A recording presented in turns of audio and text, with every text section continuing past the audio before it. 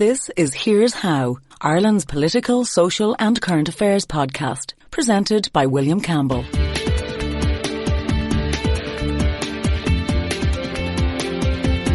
Thank you for downloading episode 122 of Here's How for the 1st of July 2021. We're talking about housing again. Is Ireland's obsession with property at the root of the housing crisis? Let's ask someone with strong opinions.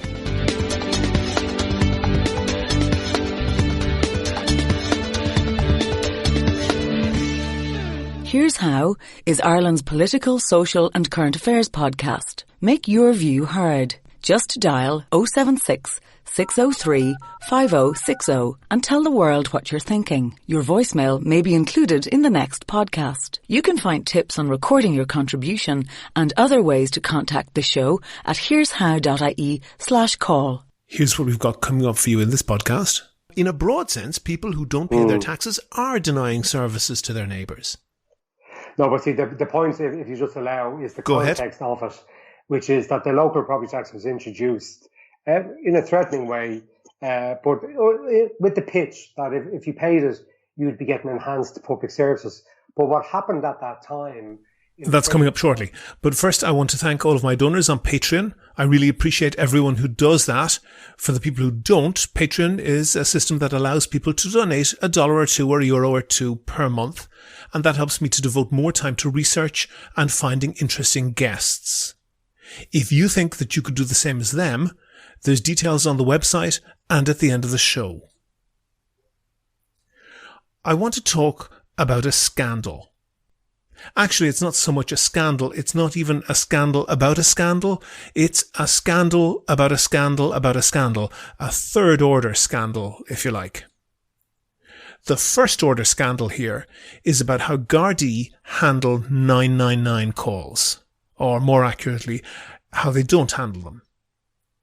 An inquiry led by Assistant Commissioner Barry O'Brien examined several thousand 999 emergency calls about domestic violence in a 2-year period and found out that about half of these calls were cancelled when they should not have been. Basically, what happened was someone rings 999, the operator asks what service, fire, ambulance, Gardaí, and because they were witnessing a crime, or had witnessed a crime, or were the victims of crime, they asked for the Gardaí, and they were put through, and the Garda who answered the phone typed into his computer system the details of what the caller reported. They typed it into their computer. That's important. I'll get back to that in a moment. Then the Garda had to make a decision. They had to decide to send a horde of officers in a fleet of vehicles backed up by the Armed Response Unit and the Garda helicopter, or they had to decide whether to send a patrol car or an officer on foot, or to inform the local station to check up on something when they got the time. Given that these were all 999 calls, the bulk of these situations probably didn't need a helicopter and the ARU, but they were certainly in the upper end of the seriousness scale. But that decision, in half of the cases, that decision was to do nothing. Just to cancel the record in the Garda computer system and have no action taken by any Garda, just tick the entry off as completed. In just 2 years, 22,000 calls labelled as Priority 1, in the delicate terms of the policing authority, were cancelled for invalid reasons. 2,000 of these were domestic violence cases. If that happened once, that would be a scandal in any normal society. But it didn't happen once. It happened more than 2,000 times in 2 years. Some woman was having the lard beaten out of her by a drunken partner, managed to get her phone and dial 999, and the Jobsworth on 80 grand a year who picked up the phone at the other end didn't think that it was worth interrupting their snack box to do anything about it. That happens 3 times a day, every day of the year. Bear in mind that what was examined was only Priority 1 domestic violence calls that were actually entered into the computer system. If you have faith that there isn't a whole other set of calls that these idle, feckless, callous incompetents never even bothered to input into the computer, then God bless your innocence. So that is a scandal. Half of the calls that actually were put into the computer were cancelled without a single attempt by any Garda to get off their fat backside and actually do the job that they were so richly paid to do. That's a scandal, but it's not the scandal I'm talking about here. Because when this was investigated by the policing authority, that's the job of the policing authority, the Gardaí did everything they could to block the investigation, to such an extent that their chairman, Bob Collins, said attempts to get information from Gardaí caused him significant concern and fairly intense frustration. Those are direct quotes of his words. Basically, when the policing authority got wind of this, they wanted the information to assess how big and how widespread the problem is. And senior Gardaí closed ranks and flat out refused to hand over information that would allow the policing authority to do its work. The Irish Times reported Mr. Collins expressing, quote, his own and the authorities' acute disappointment and intense frustration that information in the possession of and immediately available to the Garda Síochána has not been and was not being provided to the authority. You have to know the measured tone of civil servant speak to understand just what a rebuke this is. Turf wars are pretty commonplace in the public sector, but they're normally expressed in battles over pretty mundane things and almost never get any press attention. And when they rarely do, it's unheard of for one civil servant to go on the record explicitly criticizing another. So this scathing criticism, explicitly accusing senior Gardaí of covering up what is at best gross malpractice and quite possibly serious criminal corruption, this takes some beating. Needless to say, that is an extremely serious scandal. But it's not the scandal I'm talking about. That cover-up is a secondary scandal. I'm more interested in the third order scandal. That scandal is that nobody has been fired. This scandal has been known for months to Garda top brass, and according to a story by John Mooney in last weekend's Sunday Times, the Gardaí who cancelled thousands of 999 calls are still on the job, on the same job. The story says, quote, Garda headquarters has not transferred any officers or Garda staff implicated in the emerging 999 call scandal from their positions. Even that story says a lot about how we deal with incompetence and corruption in Ireland. The only issue that arises is transferring these louts to another cushy job. The idea of firing or even suspending them is not even considered. And I'm not primarily focusing on the jobsworths supposed to be taking the phone calls here. I'm primarily outraged at the senior Gardaí who, in the words of Bob Collins, had information immediately available in their possession that would have assisted his investigation and flatly refused to hand it over. In any normal democracy, a police officer protecting corrupt and incompetent officers like that should expect to be fired on the spot. But this has been going on for months, and they haven't been fired. Not then, not since. There isn't even any political discussion about sanctions against this type of outrageous behaviour. That's the real scandal here. The only comment is that the information will be provided in the coming months. Nobody is even discussing punishing those officers. That, as I said, is a third-order scandal, but it's the root of the problem. We have endemic corruption in many Irish institutions, An Garda Síochána probably being first among them. And the fact that we're not even having a conversation about firing and prosecuting the senior officers who are facilitating that corruption is the reason why we have that corruption. And that's the real scandal. Do you agree? Do you disagree? If you want your point of view heard, dial 076 603 5060 and leave a contribution for the show. The lines are open 24/7 and you can find tips on how to record a good contribution and other ways to contact the podcast at here'show.ie/call. On the line now, I have John Lyons. He describes himself as an independent left councillor for Artane Whitehall on Dublin City Council. He was originally elected for People Before Profit in 2014 and was re-elected in 2019 as an independent. John, why did you leave People Before Profit? Well, I left because I had difficulties with the leadership of that party, unfortunately. Were they too left for you, or were you too left for them?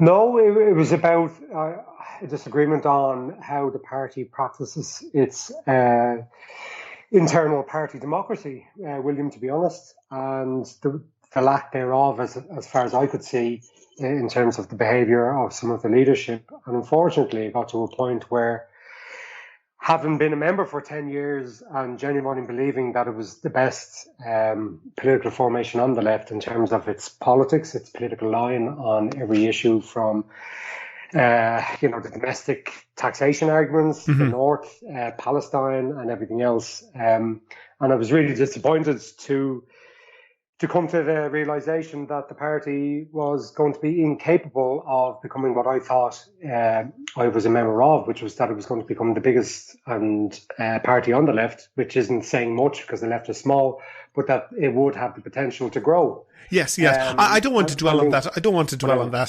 too much. That's fine. For a lot of people, these discussions are. I'm tempted to play the clip from Monty Python. I played it for Paul Murphy, who I think has taken the opposite direction to you when I had him on. But it's getting to be a cliche at this stage. But I want to talk real policy with you because I know that you're somebody who thinks about this, and you'll be aware that last month the ESRI put out a report, and the report is kind of fairly lengthy and fairly detailed, but the headline really says it all. It says tax increases are going to be needed. They're coming down the line. Do you agree? Are they needed?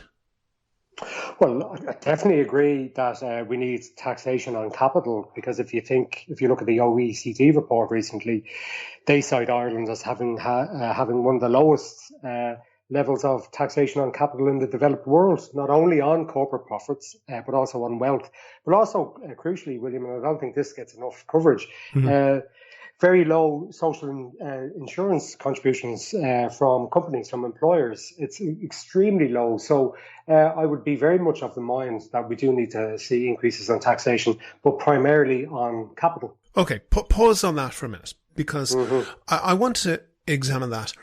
And one of the things, and I noticed that you said on corporate profits, and it's true that Ireland has this hugely talked about 12.5% corporate tax rate on profits. But in that same ESRI report, which you agree with in terms of, the tax increases are going to be needed, they're talking about as a risk an over-reliance on corporate tax.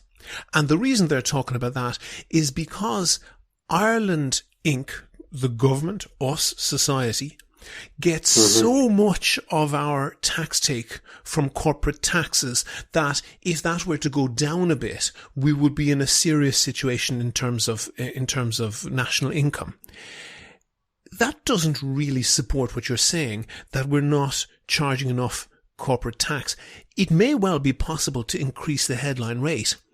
It's not, even if it was possible, which it may well not be, it's not a good idea to increase the reliance on corporate tax, is it? Well, no. I think this kind of notion that somehow the corporate tax is the Trojan horse, or not the Trojan horse, the heavy workhorse of Irish taxation. I think we need to knock that on the head. We need to remind ourselves and your listeners that the vast majority of revenue that the Irish state takes in every year is from labour. It's from PAYE income tax. Tax. It's from USC. There's various different names out there, but they're all basically income tax. Yeah. But what I mean is that the corporate tax sector, and we can look at what the G7 said recently in terms of having a minimum 15% rate on on corporate tax. So I think Ireland, as Paul Gillespie in the Irish Times was writing recently, Ireland needs to get on the right side of that argument. So I think we're going to inevitably be faced with a situation where we're going to have to increase the corporate tax rate. But that's not to say that somehow. But John, that may be true. John, pause on that. Mm-hmm. And that may be true in terms of international goodwill. But the reality is that we are getting buckets of money from corporate tax. The other countries around the world view us enormously enviously, the amount of revenue that Ireland gains. And essentially we are gaming other countries, or we're allowing big corporations to game the tax rates by declaring in Ireland rather than perhaps in the country where the business in a bona fide sense is being done. Yes. So you have one issue which I understand completely, and people may agree or disagree with you. That's fine in terms of what taxes big corporations should pay. But the reality is, in terms of paying our way, there isn't a pot of gold there of untaxed corporate income that Ireland can access. That's true, isn't it? Oh, well, I would agree with you there. I think we need to be very conscious of the tax arrangements that the Irish state has actually structured. And not only that, for example, with the G7 agreement recently, there is a very significant chance, might not happen, but it certainly could happen, that Ireland's corporate tax take will fall dramatically, and that would leave a big hole in the public finances. That's true, isn't it? Yeah, there are some estimates recently that it could fall by about 2 billion. That's what some forecasters are predicting could be the case in terms of the moves been made on a global level. Yeah, pause on that then. That to the extent that we need to increase taxes according to the ESRI, and I think you're agreeing with them, that's on top of this risk to the corporate tax. Isn't that true? Well, no, I think what we need to say, and you were right to highlight it, that the current taxation system does basically, I think it has. I'm going to come on to that. I've got that on my list. I'm going to come on to that. Pause for a second, John. I'm going to come on to that. Taxes from other people's exchequers, including the global south. So there's going to be a reckoning on that, and I don't think we should be afraid of that. Okay, but I'm going to come to that in a moment, and I want to get that discussed properly. But I want to set up the paradigm for this discussion, because this is very, very important. We have quite an unusual tax system in European or first world terms. One of them is that, as you say, we're able to essentially swipe tax revenues that other countries at least believe more rightly belong to them. But in addition to that, Ireland, for non-corporate taxes, Ireland relies enormously on taxes on activity as opposed to taxes on inactivity. And if you were to live in any other country, first of all, Ireland's relatively lowly tax. It's not a super low tax location, but for, standard, if you exclude tax havens, for normal first world countries, the tax rates are fairly low. But the tax rates on economic activity, by which I mean income tax and the various other income taxes in disguise, PAYE and PRSI and USC and so forth, and VAT, which is effectively a sales tax, those are taxes on economic activity. Taxes on economic inactivity in Ireland are virtually zero. They're extremely low, vastly lower than what you could expect to pay in any other developed country. And I'm not the first person to make the point. The purpose of the tobacco tax is to deter people from smoking. What is the purpose of income tax? What's the purpose of income tax? Yeah, the point is, if you were to try to model behavior, then income tax would tend to have an effect to deter people from working, surely. No, income tax is part of what I would regard as one of the bases of civilization, is that people work, and they very knowingly and willingly well, the majority of people, it's the rich who seem to be unwilling to pay the fair share of tax. People contribute by way of their taxes to the running of society. But if you were living in Germany, but John, if you were living in Germany or you were living in France or any other continental country, you would pay more of your taxes on, for example, property tax, and less of the taxes that you pay would be income tax, and you would almost certainly be paying less VAT as well. As a general principle, Ireland is an outlier in that balance is almost exclusively focused on income tax and I'm saying income tax, I'm including income taxes in disguise like USC and so forth. And I would put it to you, John, that that's not a good idea. And there's a couple of reasons for that. And one of which is that you make wealth stagnate. That if somebody, is lucky enough to inherit, for example, property, they can inherit quite a lot of property, tax-free, and they consume what is offered by society. They get an education, they get a health service such as it is, they get roads and bridges and so forth. But on that wealth, they don't need to pay any taxes at all.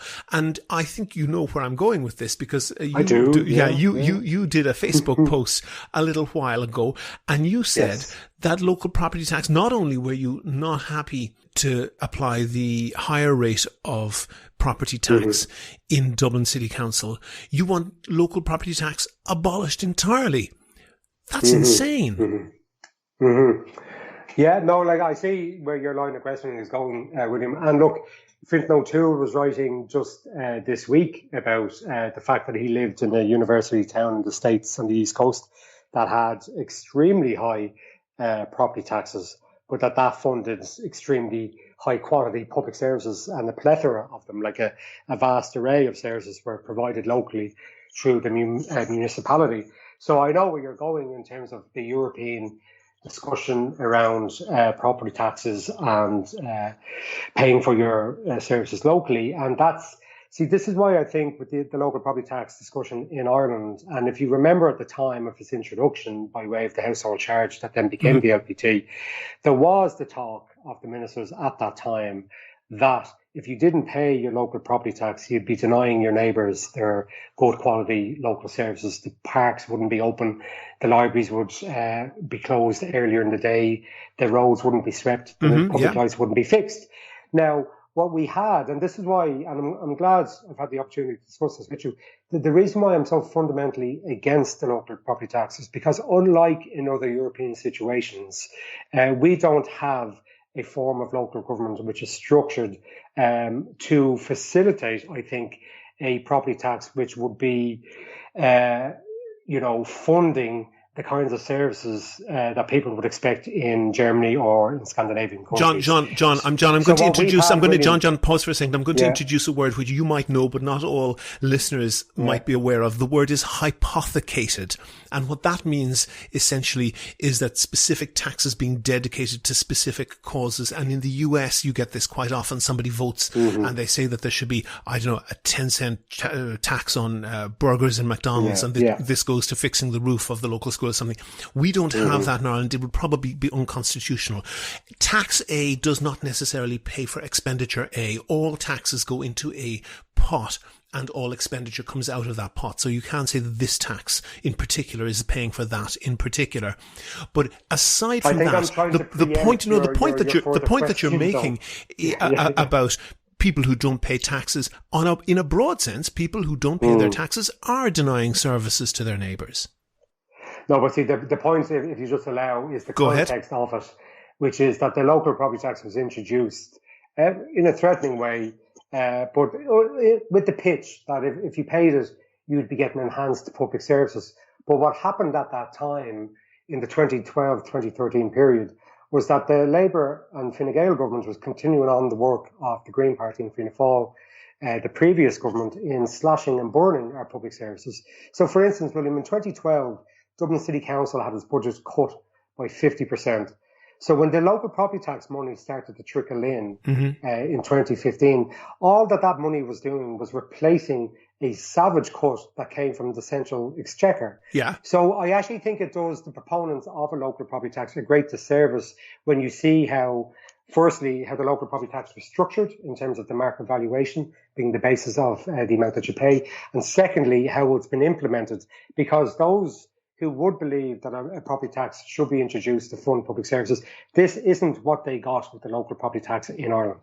In any way, shape or form, you could not stand over it and say that it has led to an enhanced amount of funding for the City Council and an improved level of service provision for Dublin City Council, to the point where the head of Dublin City Council's financial department on an annual basis, Cathy Quinn, makes the point in our budget submission to us at budget time each year that the impact of the LPT on service provision within Dublin City Council in the year, pick whatever year you want to pick, is virtually negligible. Sure, yeah, and that's fine. So, and I agree, and I think that anybody claiming that it was hypothecated is incorrect. But that's different to the principle that it is in general, and you will find some people, usually on the libertarian right, who want to make populist arguments, for example, in favour of flat taxes or in favour of radically simplifying the tax code. And that sounds good in populist terms. Say, hey, yes, everybody pays exactly the same percentage. And that's because it's so easy to explain. It sounds attractive. And this definitely goes into the category of answers that are easy to understand and clear and plausible and completely wrong. And the reason it's completely wrong is because if you only tax one or a very small number of things in society, then the effect of that is you distort the economy in favour of the things that don't get taxed. And in Ireland, the thing that doesn't get taxed is property. And I think if you were to describe an economy where the entire economy is distorted in favour of property speculation, you wouldn't be long in recognising that that sounds just like Ireland today. That's true, isn't it? Well, I think we need to be careful, because if you look at some of No, don't get off that. Ireland's whole economy, you just have to pick up the Irish Times and, you'd break your toe during the Celtic Tiger if the property supplement fell out and landed on your foot. We have TV programs entirely dedicated to this, and not to mention dinner parties and people boring your pants off talking about property. Our entire economy is terribly distorted around property speculation and property prices. It just makes sense that if you tax brown bread and you don't tax white bread, then more people will eat white bread. It just makes sense.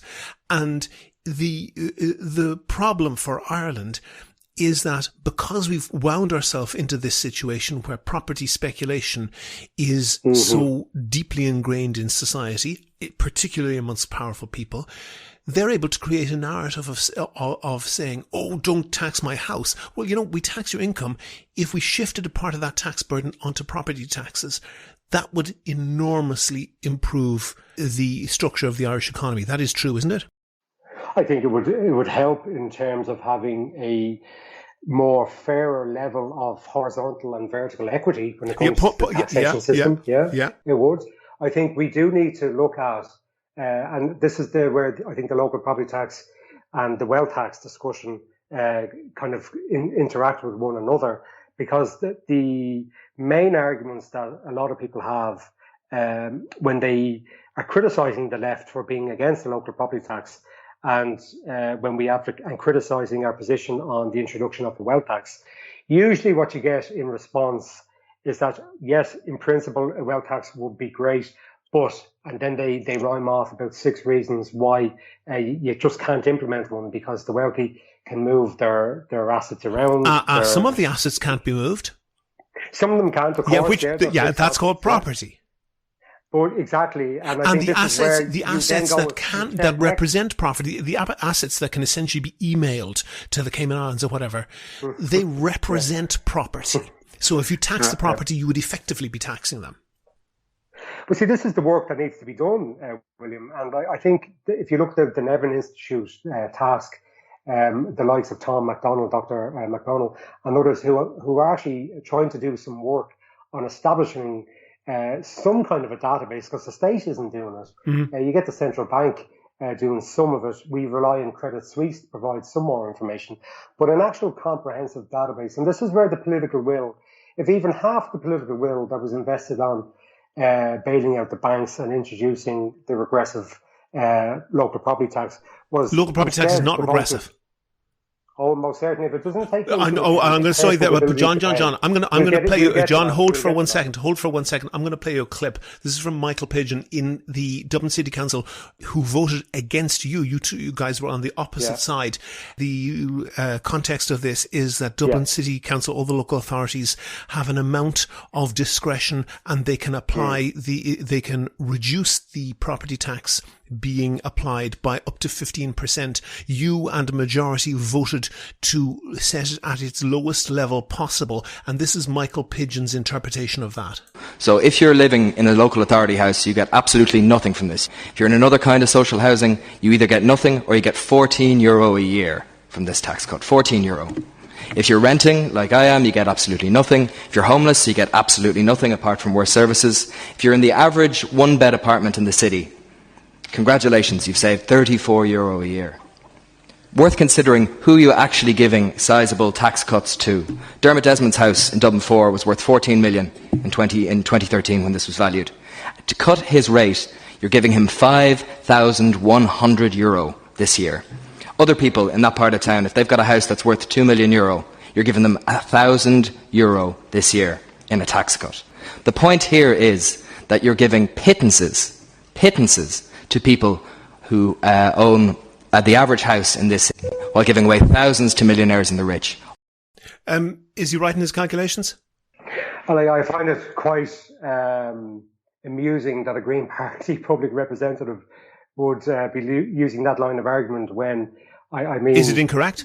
His party were actually directly responsible for bailing out using €64 billion of public money and ensuing a decade of austerity on middle and low income people. Yeah, no, but specifically on those calculations, is he correct? No, William. But somehow they're now the defenders of the ordinary people and the kind of the vanguard against the rich. It's an absolute nonsense, that line of argument, an absolute nonsense. Not referring to anyone that I know, that I represent on middle and lower incomes who happen to have a family home, so they've an asset, but their actual income doesn't make them in any way rich, very far from it, who actually do find the imposition of the local property tax a struggle, a real one, not just some abstract argument in the council chamber. Oh, hold on, is it struggle? Is it more of a struggle to pay that tax than to pay VAT or to pay income tax?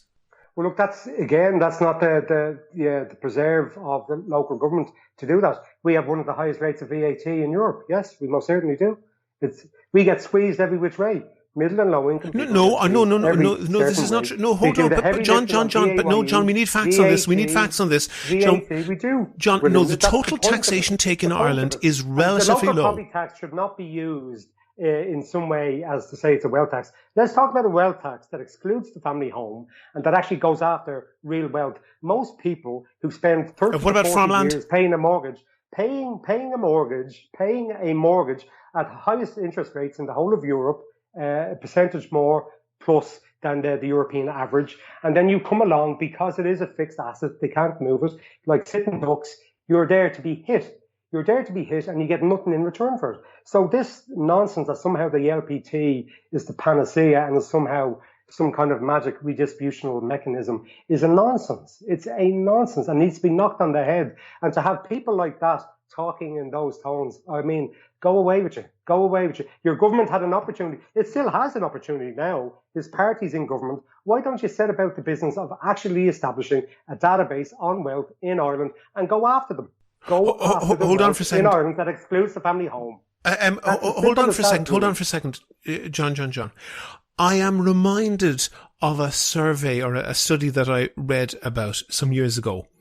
about parents who, as they saw it, spanked their children and asked them what they would regard as abuse.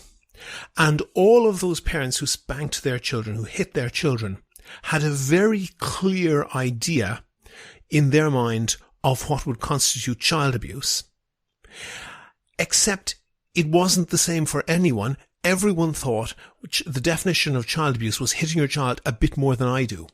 And when I hear you talk about taxing the rich, that's what comes to my mind, because it is so vague that it could refer to anybody. Hold on for a second. It could refer to anybody, and that allows nobody thinks of themselves as rich. Of this interview with the OECD fact that I rolled out, which is that capital taxation in Ireland is one of the lowest in the developed world. Define capital taxation. Taxation on corporates, on wealth, and on social insurance contributions. No, that's the rate, not the quantity. So why aren't we focusing on that?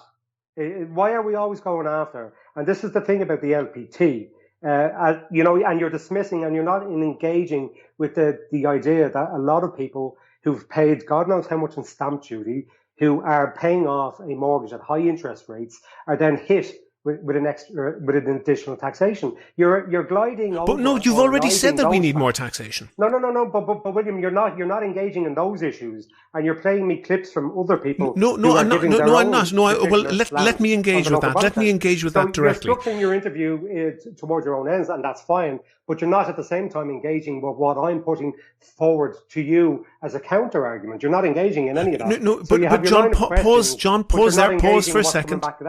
Hold on, John, hold on for a second. If that's what's happening here, William, I'm pretty disappointed in the interview today. To be honest, I thought we'd have a more nuanced discussion. I'm certainly all for a nuanced discussion. But I spoke to you, and I agreed, and we agreed that corporate taxation in Ireland, the rate is low, but in actual fact... Not just corporate tax, William. I said corporate tax. Capital taxation includes corporate tax, wealth, social insurance contributions. Why don't we talk about the 15 billion less a year the Irish state collects as compared to Germany and France in social contributions from employers? That's a massive foregoing of taxation.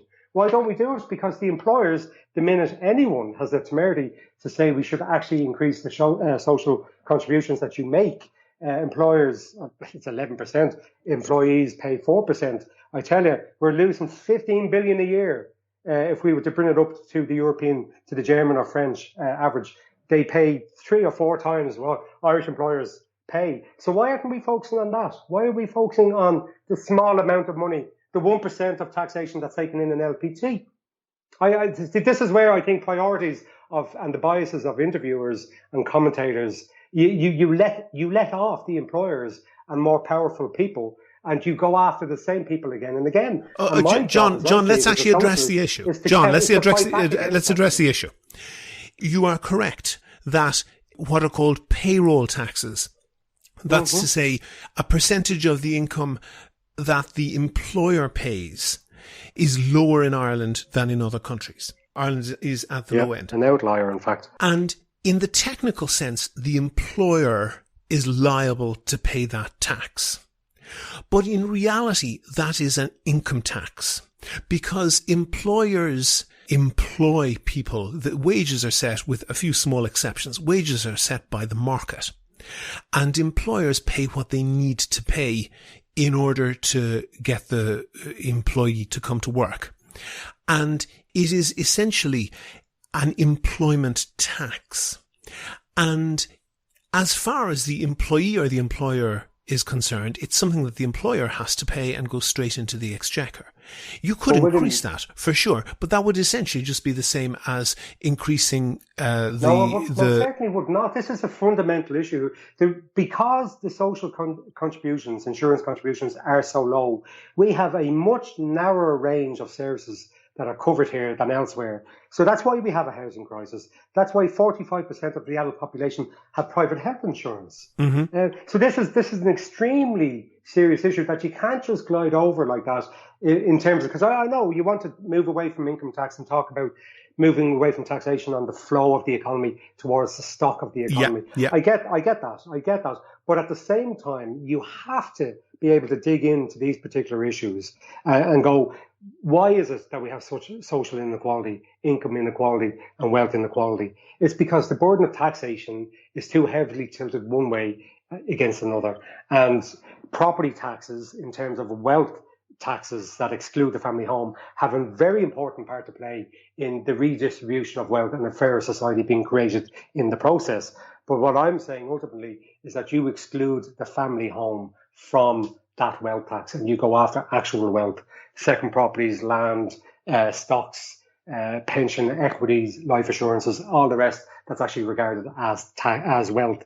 Let's roll back, because can we go through those? Can we go through? You gave a list there, John. You gave a list there. Let's go through those since you want to talk about them. Let's go through those one by one. Number one, pensions.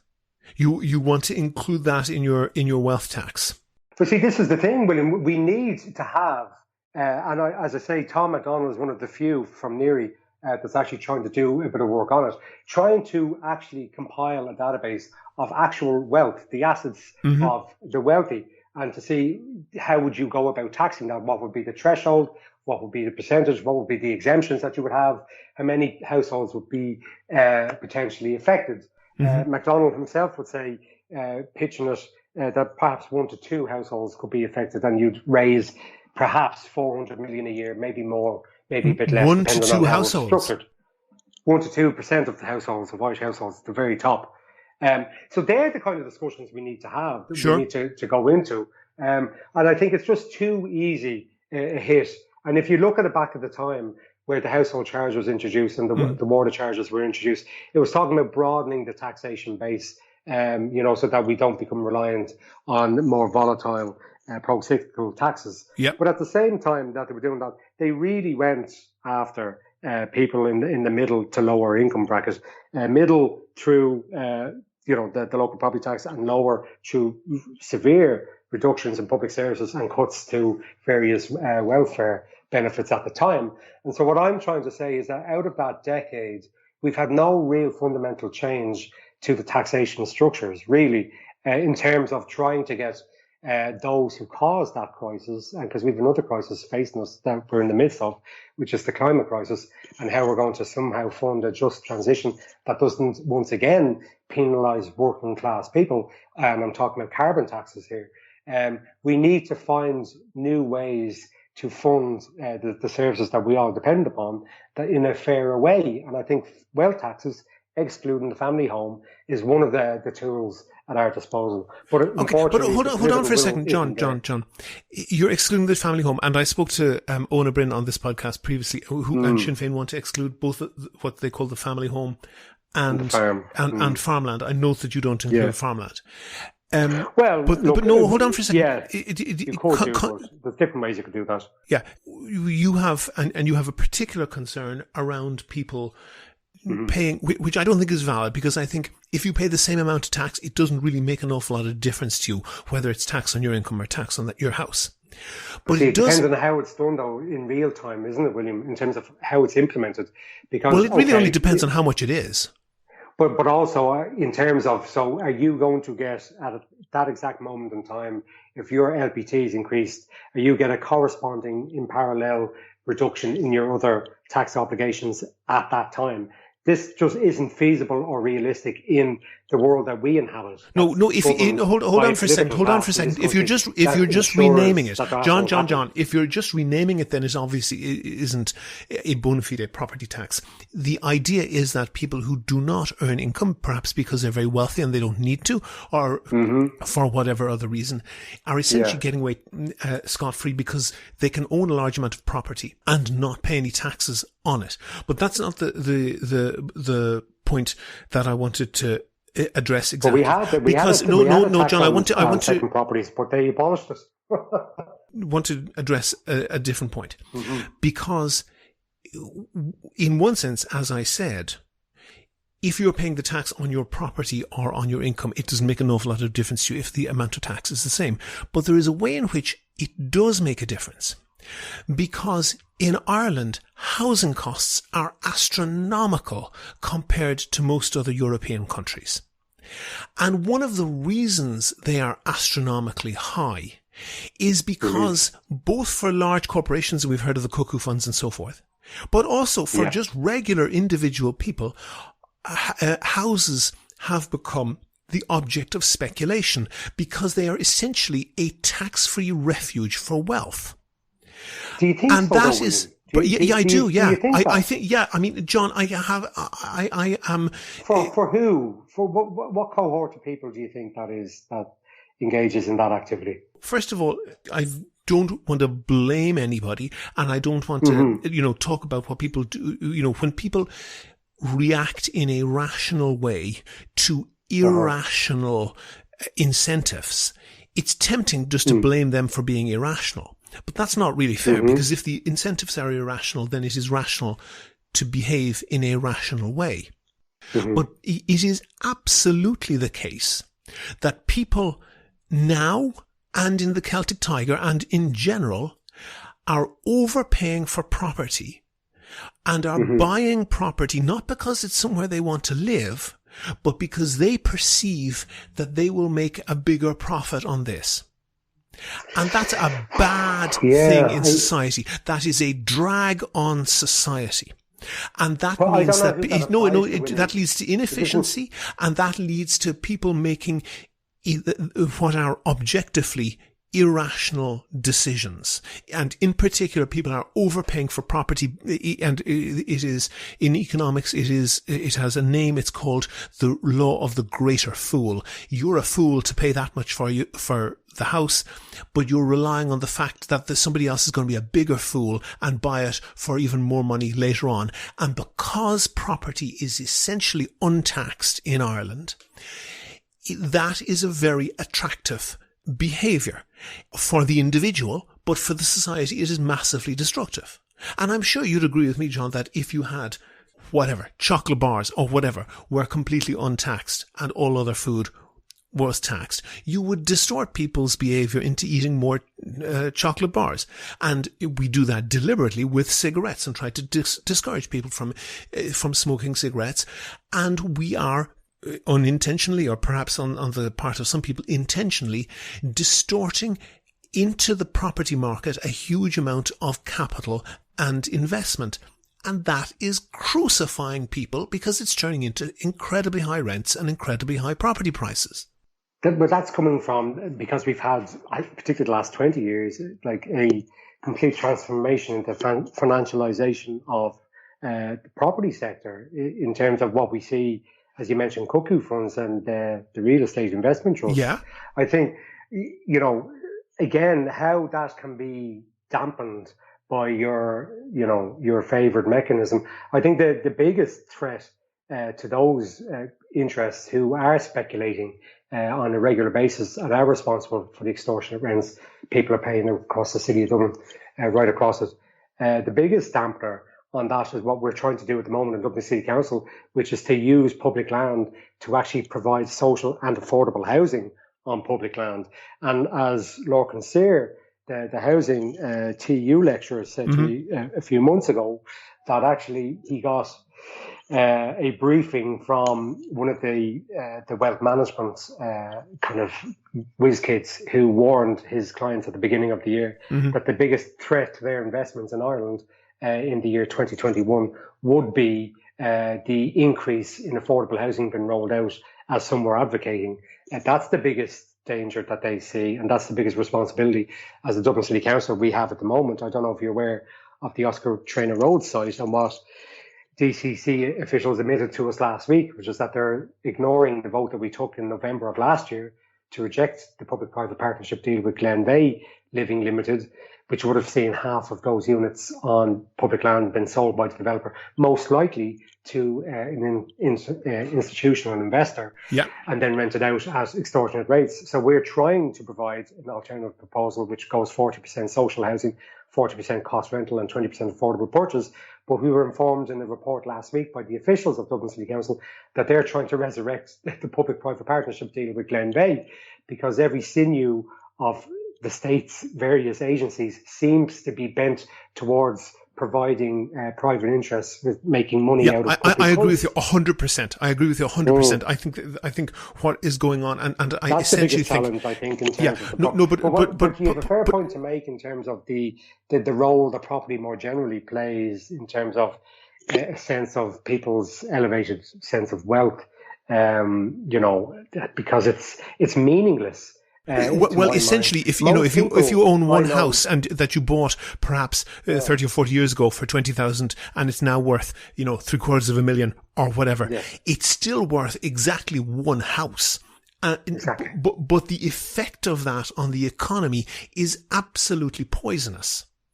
And one thing you mentioned, because you mentioned the investment funds coming in, their investments are essentially a bet that Irish politics will fail to deal with the housing crisis. That's an absolute indictment, isn't it? Yeah, no, it is. And unfortunately, and I genuinely mean this, because I think we can be a bit throw around emotional terms at times. But last week when I read that the officials were literally trying to resuscitate a deal that we had rejected, the Section 183 disposal of public land, we rejected it. That was the mandate, and it wasn't a slim vote, William. It was 48 councillors to 14. Yeah. So a pretty strong mandate there to not to go back to that deal. But here we have the officials working night and day, it seems, to resurrect that deal. And all it would lead to is, unfortunately, developers have they're in the business of making money. Go off and find your land banks and make your money. That's your business. The state does not need to be using the public assets that we own, our own parcels of public land, to help them. They can find their own ways of making money.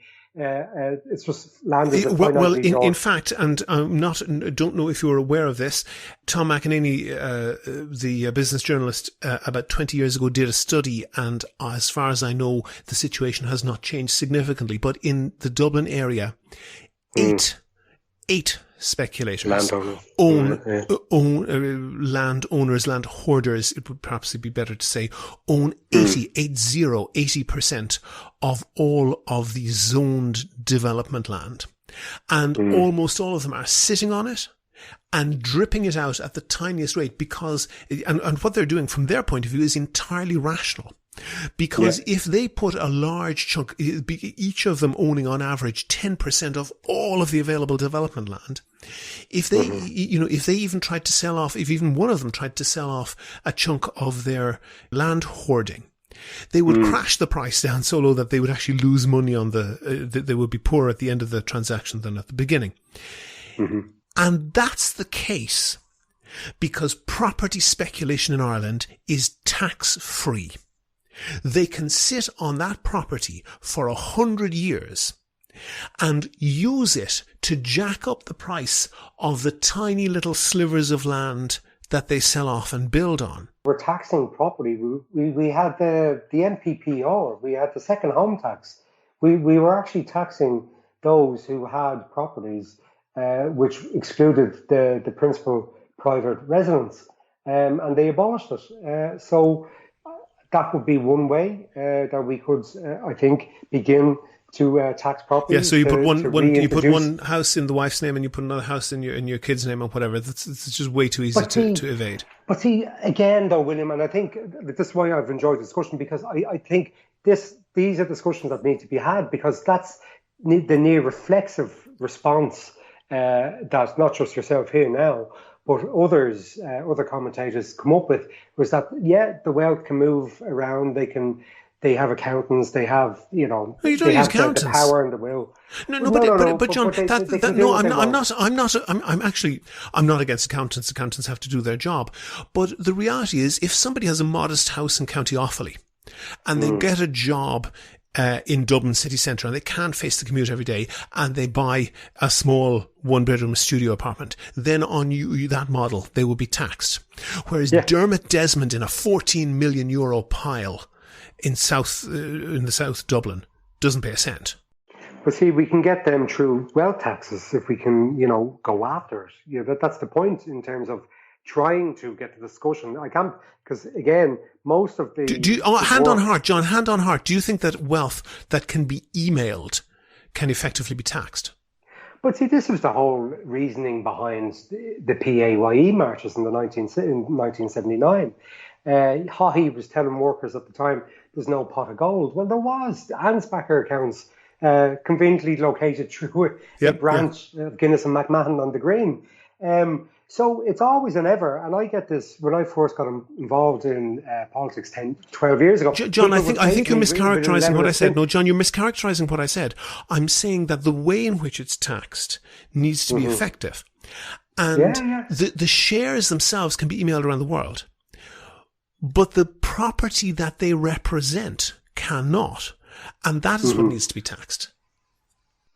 Again, yeah, most certainly. Again, if we want to go after it, and we can look at new ways to restructure a property tax that goes after homes that are valued over €1 million. No problem with that kind of a property tax, most certainly. But the reason why, and because they get lost, because the voice isn't strong enough or it isn't loud enough. There's a lot of people, William, and seriously, there's a lot of people who are asset rich, but they're income poor. They're on perhaps pensioners. I know many who are on the fixed income. And there's many others who have two incomes coming in and they're struggling, to pay the mortgage, still are. And, the local property tax just adds to that burden. And John, we've gone on for a long time. Burden on income. We've gone on for a long time, but I want to put one final point to you because you mentioned it. A pensioner who is asset rich and not as income rich. The fact that we don't have a property tax essentially means that you get granny living in a huge 5-bedroom house because she doesn't particularly want to move and there is no push out. And that leads to the inefficient use of resources. That's true, isn't it? Well, no, again, because I'm very acutely aware of this particular line of argument because I know many people in their mid to late 70s and early 80s who, having reared their families, are now living one or two people in, say, a 3-bedroom house across suburban Dublin. And there are some commentators are saying that's an inefficient use of resources in terms of they should be able to downsize. We can flesh that out and we could talk about if we had a more flexible, agile level of housing stock, which actually had smaller, age-friendly apartments in the same locality so that older people could move into if they wanted to downsize. That's an argument we most certainly could have. But it also, the way some commentators, I think, spin that particular argument, it's as if to say that they're a significant block. And if we could just resolve that issue and release that housing stock, then it would, massively help to resolve the housing crisis.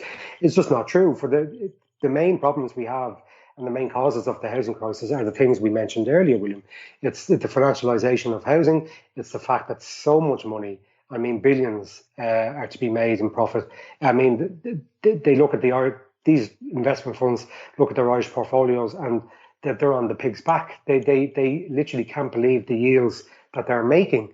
And it's the fact that one move would end all of that, and that's build enough houses in the right places. Building enough houses at the right places, and the state through the local authorities being directly involved once more in the construction of and the delivery of social and affordable housing, which would not only significantly, I think, resolve the housing crisis, but would actually then meet some of our challenges in terms of climate change and the construction of new energy, high standard quality homes. But it would also lead to better labour practices because you would have more people, more apprenticeships. You'd have more people employed locally, paying their taxes locally and gainfully employed and not being forced into these bogus self-employment contracts. by these other subcontractors. John, I'm sure you would be the one who would have the courage to go out in Artane and tell your constituents that you're going to build so many houses that the price of the value of their house is going to go down. We will leave it at that. John Lyons, Artane Whitehall, independent left city councillor on Dublin City Council. Thank you very much for talking to me. Thank you, William. I enjoyed it. Take care. Make your view heard. Record your own contribution and email it to podcast@here'show.ie. You can find tips on how to record a good contribution and other ways to contact the podcast at here'show.ie/call. Go to the website for sources and references from the show. And while you're there, you can like the show on Facebook, follow the show on Twitter @Here'sHowPodcast, and follow John Lyons @CLLR John Lyons. And get in touch with me if you can suggest a guest or topic for the next show. Thanks again to all of the patrons on Patreon. Their donations allow me to devote time to research and finding interesting guests. And if you could do the same as them and donate €1 or €2 per podcast or per month, please do go to patreon.com/here'show. That link is on the website. Also there you can find out how to subscribe to the podcast for free on your computer, on your phone, or by email. All that information is at www.here'show.ie. The Here's How podcast is produced and presented by me, William Campbell. The assistant producer is Kevin Wolf. Thank you for listening.